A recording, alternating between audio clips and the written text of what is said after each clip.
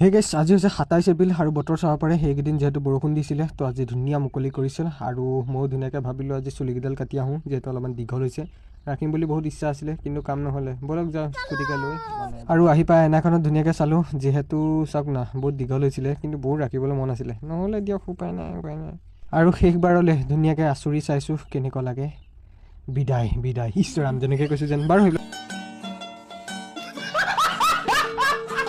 ৰখি আছোঁ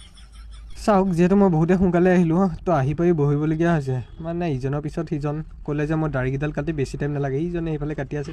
ৰখি আছোঁ দিয়ক যিহেতু মই এইবিলাক ইমান লাগি নাথাকোঁ এইবিলাক মানে সেই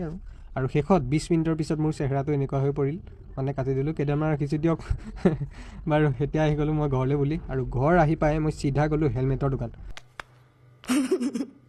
মই কিদিনৰ পৰা ভাবি আছিলোঁ যে এটা হেলমেট লওঁ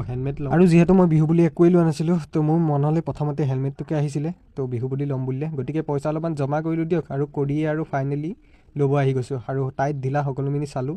আৰু হেলমেটবিলাক আজিকালি প্ৰায় এনেকুৱাই ওলাইছে